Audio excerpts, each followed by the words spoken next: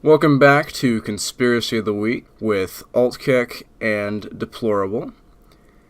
Deplorable is back again, and he is here to discuss all sorts of things, but first we're going to talk about demon clowns. Could you tell us what exactly these demon clowns are? Yes, the original clowns were demons who were sent to prepare the way for Lucifer. And many, if not most, clowns today are still demons, but it's harder to find them because of all the humans who dress up as clowns? Yes. Yeah, I have noticed that a lot of pop culture today is really showing the clowns for what they are, and I think people are starting to wake up to the whole demon clown situation with movies like It coming out. Would you agree with that? Yes, and I think Stephen King probably had an experience with an actual clown and suppressed the memory and could only express it through writing. Well, it's probably responsible for most of his work. Yeah, a lot of his work is really unusual stuff. Considering what he had 11-year-olds do in the book It, that's pretty disturbing. Yeah. So, is there any way that people can tell if a clown is in fact a demon? There are methods. Most of them would be difficult. For the average person to do? If you notice fangs, it's probably a demon. Okay. If you see one pulling out its eyeballs, it's a demon. Obvious stuff, but what about their behavior? Would they behave any differently? They behave differently from humans, but because the human clowns learned it from them, the humans will emulate what the demons do. Huh. I guess that's why clowns are universally despised these days, because they act, well, like demons. Would say if a clown started excessively asking you permission to do things, like to step into your house, would that probably be a demon clown? Either a demon or someone from a mental health institute, but probably a demon. Yeah, because as far as I know, demons cannot enter into your house's threshold without your consent. Depends on the demon. That might be the case for certain clowns, yeah. So what sort of things are these supposed demon clowns? What do they do? I'm not entirely sure what. I know they were sent here to prepare for the way for Lucifer, but the details, well, they don't really make the details easily found, and everyone who's looked into it has either given up in despair, gone mad, gone missing, or killed themselves. We're not sure of the details, but we know that they're preparing for Lucifer to invade. Would the recent bouts of clown sightings, for instance prior to the release of It, would that be a sign of increased demon clown activity?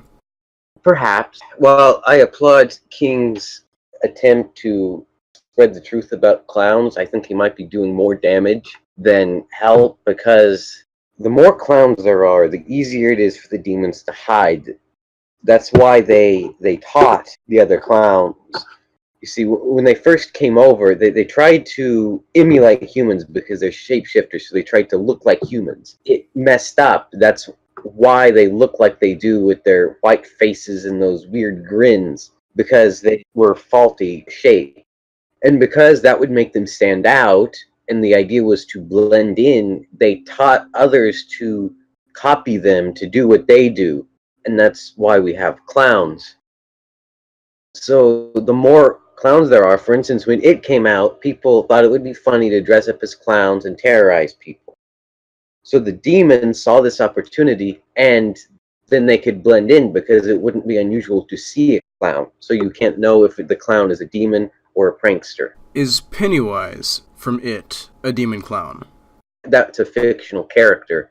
But, I mean, yes, it would be based on King's repressed memories of a demon or encounter with one. Yeah, I did notice that in the original work, in King's book, that he described Pennywise as an extraterrestrial form, but obviously that doesn't really make sense with what it does. Well, anything not from Earth is extraterrestrial.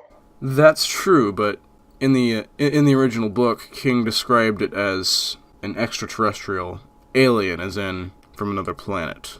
They're probably from some planet, but not the sort of planet we would understand. Maybe an extra-dimensional plane? Right, on some other dimensional plane or realm, there would be a planet, or what we would call a planet, from which these things come, but we don't know what's out there. We can't traverse dimensions, unlike the demons. Essentially, these demon clowns might be coming from a dimension similar to the Upside Down portrayed in Stranger Things?